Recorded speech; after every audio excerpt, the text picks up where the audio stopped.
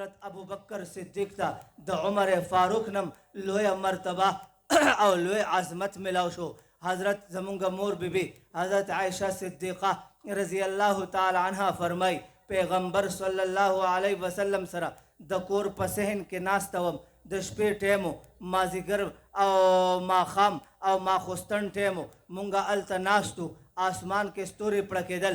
پیغمبر صلی الله علیه وسلم خپل عظیم مبارک سر مبارک زما په غیږ کې ایښی او مونږ آسمان ته کتل ستوري ډېر زیاتو. ما وویې پیغمبره دا آسمان ته وګورئ څونه ډېر ستوري دي څونه ډېر تارې دي څونه ډېر سیارې دي څنګه پړکېږي څنګه چمک دی پکې څنګه دمک دی پکې. یا رسول الله صلی الله علیه وسلم په دې کائنات کې به یو داسې مسلمان یو داسې مؤمن یو داسې لوی انسان یو داسې ایماندار یو داسې عظمت والا یو داسې شان والا یو داسې مرتبه والا وي چې د هغه په عمل نامې کې دونه نیکیانې لکه د آسمان ستوري. خلګه د پیغمبر کورو ښځه خاوند دي خبرې کوي د نیکیانو خبرې کوي د ثواب خبرې کوي د اجر خبرې کوي د دین خبرې کوي د قرآن خبرې کوي د الله پاک د یاد او خبرې کوي د نیکیانو. او ما او تا چې کور کې کینو بیا وزیر اعظم صاحب سره کمې خبرې کوو. هغه وایي غوړي ګران شول مونږ وایي دا چل دی هغه وایي دا راوړه مونږ وداړو. دونه فرق دی. الله دې زمونږ او ستاسو کورم په دین رڼا باندې منور کړي. آمین وایه په زوره نور په زوره وایه آمین.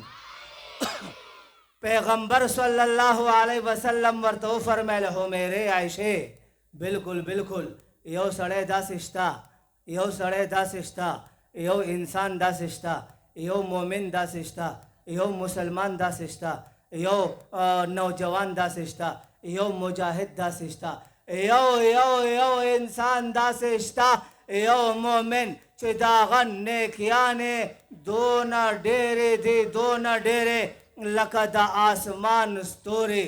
حضرت عائشې ورته وفرمیل یا رسول الله هغه څوک دی؟ پیغمبر وفرمیل هغه حضرت عمر فاروق دی. وایه سبحان الله په زوره وایه سبحان الله.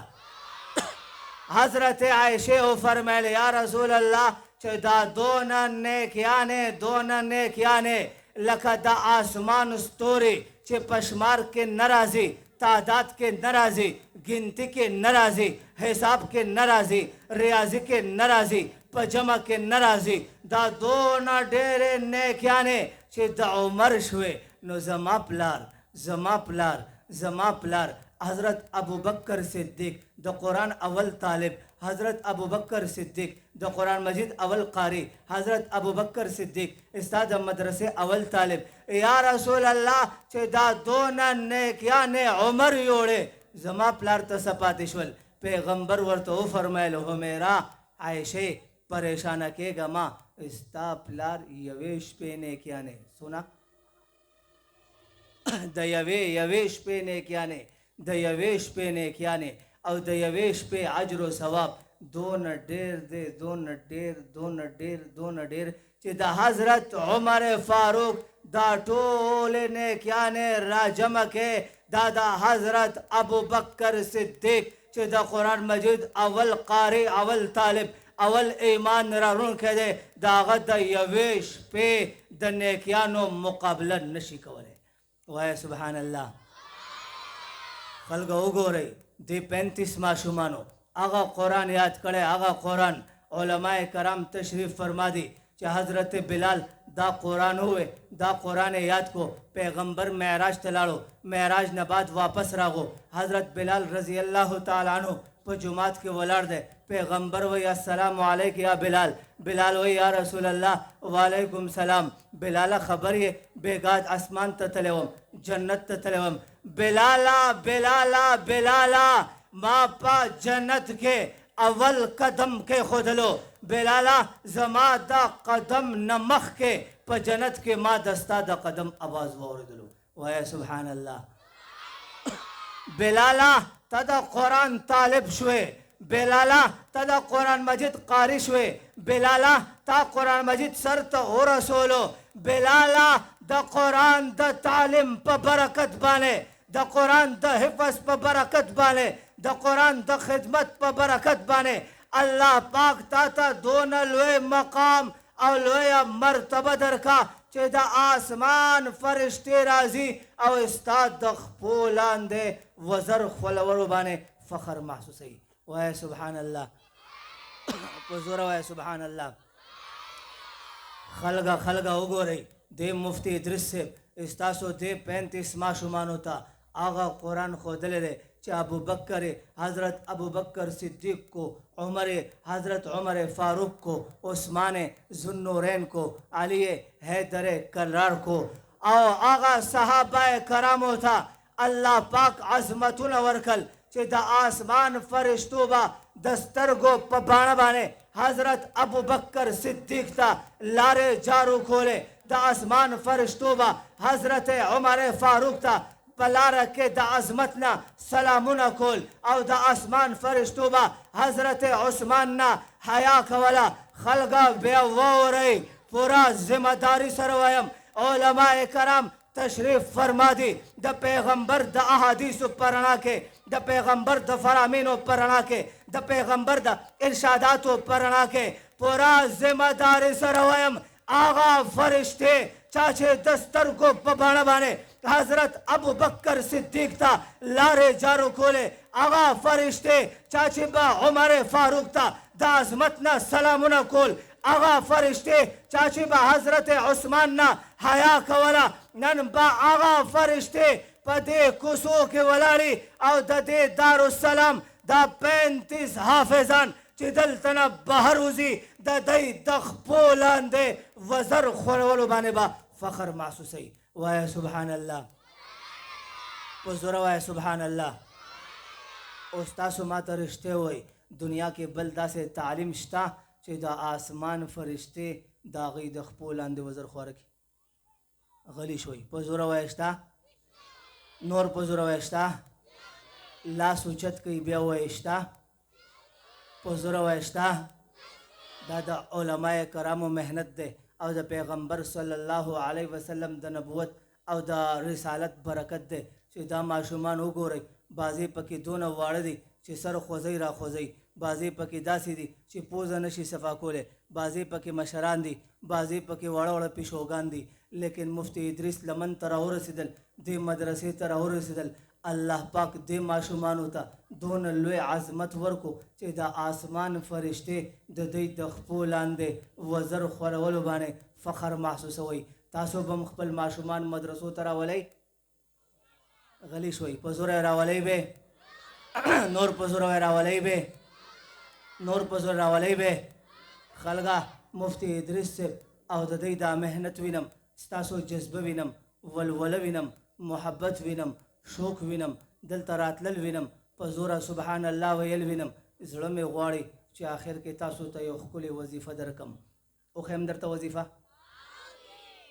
په دې او چې مونږ خپل کور کې روټۍ نه خورو، نو تاسو ته وظیفه څه وښیو؟ په زوره وایه. وښیم درته؟ نور په زوره وایه. وښیم درته؟ ښکلی پیغمبري عمل درته وښیم؟ په زوره زوره وښیم درته؟ داسې زبردست پیغمبري عمل، داسې افضل پیغمبري عمل، داسې عالیشان پیغمبري عمل، داسې بهترین پیغمبري وظیفه چې چرته قدم کېدی کامیابیانې راځي او ستا خپې ښکلی. غواړئ؟ په زوره وایه غواړئ؟ نور په زوره وایه غواړئ؟ نور په اوچت اواز وایه غواړئ؟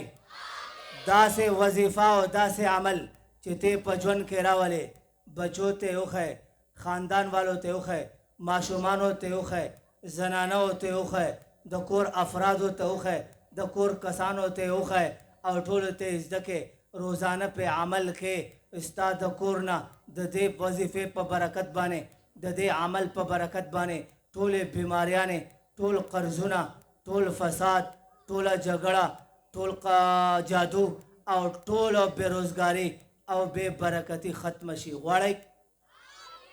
په زوره وایه غواړئ؟ نور په زوره غواړئ؟ نور په اوچت اواز وایه غواړئ؟ داسې عمل، داسې عمل، داسې عمل چې ته خپل زړه سره ولګې په دنیا کې دې ټول غمونه ختم شي او آخرت کې پیغمبر صلی الله علیه وسلم په زور ووایه صلی الله علیه وسلم اعلان وکړي چې دارالسلام کې د مفتی صاحب په مفتی ادریس صاحب مدرسه کې دستربندي وه او ابو هریره نه قاسم طالب راغلی تاسو ته وظیفه ښودلې وه پیغمبر اعلان کوي چا چې په هغې وظیفې عمل کړی هغه دې راشي پیغمبر فرمای هغه دې راشي او ما سره دې سلام وکړي د پیغمبر سلام غواړئ خبرې نه کوئ په زوره غواړئ د پیغمبر اطاعت غواړئ د پیغمبر محبت غواړئ د پیغمبر شفاعت غواړئ د پیغمبر نظر کرم غواړئ خلقه به واورئ پیغمبر صلی الله علیه وسلم فرمای کم بنده چې په ورځې کې صرف او صرف 50 ځله وی صلی الله علیه وسلم وایه په زوره صلی الله علیه وسلم صلی الله علیه وسلم 50 ځله وی که سهار وی که مازدیګر وی که ماښام وی که ماسپښین وی که ماخوستن وی که په ولاړې وی که په ناستې وی که په بازار کې وی که په دکان کې وی که په کور کې وی که په حجره کې وی که په لارې وی او که په ملاستې وی او که په بېخیالې وی او که په بېوضوې وی خو چې څه ټایمې وی خو ورځې کې 50 ځله پوره کوي 50 ځله پوره کوي الله پاک به د کور نه ټول غمونه بیماریانې دردونه پریشانیانې ختمې کړي او قیامت په ورځ به ورسره پیغمبر فرمایي زه سلام کوم وایه سبحان الله عمل به کوئ په زوره وایه کوئ به عمل نور په زوره کوئ به عمل خلقه به واورئ د پیغمبر هغه عظیم مبارک لاسو سپوږمۍ ته اشاره وکړه الله پاک 2 ټوکړې کا د پیغمبر هغه عظیم مبارک او لوی بختور لاس و صحابه کرام راغل یا رسول الله اوبه نشته اوبه پیغمبر خپل مبارک لاس په جام کې کېښودلو الله پاک د پیغمبر د ګوتو نه د اوبو چینې روانې کې د پیغمبر هغه عظیم او مبارک لاس دی د حضرت فاطمه په سر راغو د جنت سرداره جوړه شوه د پیغمبر هغه عظیم او مبارک لاس دی د حضرت عایشه په سر راغو صدیقه کائنات جوړه شوه د پیغمبر هغه عظیم مبارک لاس دی ابو هریره په لاس کې راغو د دې امت تمام فقها تمام علما تمام محدثین تمام مشایخ په دې خبره متفق دي متحد دي چې د دې امت ټولو نه لوی محدث د دې امت ټولو نه لوی شیخ الحدیث حضرت ابو هریره دی د پیغمبر هغه عظیم مبارک لاس دی د صحابه کرامو په لاس کې راغو نن زموږ د علماء دیوبند د تمام مسلمانانو دا متفقه ایمان دی عقیده ده چې د دې زمانې تمام اولیاء را جمع کې اتقیا را جمع کې بزرگان را جمع کې مشایخ را جمع کې اولیاء را جمع کې تبلیغیان را جمع کې شهیدان را جمع کې سخیان را جمع کې مجاهدین را جمع کې او د دې ټولو اخلاص را جمع کې تقوا را جمع کې ایمان را جمع کې اعمال را جمع کې او ټوله بزرگی را جمع کې دا یو ځای کې یو ځای دا د ادنا او آخري صحابي د خپو د خاورو مقابله نشي کولی د پیغمبر هغه عظیم مبارک لاس تو د ابو جهل په لاس کې کړی پیغمبر ورته اشاره وکړه هغه کاڼو د پیغمبر د رسالت گواهی ورکړه خلقه بیا واورئ علماء کرام ناستی که د پیغمبر دا عظیم دا مبارک دا علیشان دا بهتر دا بلند دا رافع او عظمتونو والا لاس قیامت په ورځ ما ته میلاو شي قیامت په ورځ تا ته میلاو شي د پیغمبر شفاعت میلاو شي د پیغمبر سنت میلاو شي د پیغمبر محبت میلاو شي د پیغمبر اطاعت میلاو شي د پیغمبر نظر کرم میلاو شي بیا د جانم په اور کې د جانم په شعلو کې د جانم په انګارونو کې دونه طاقت نشته چې د یو سړي په لاس کې به د پیغمبر لاس وي او جهنم به وسوځي کوي به عمل ان شاء الله په زور وای کوي به ان شاء الله واخر دعوانا ان الحمد لله رب العالمين.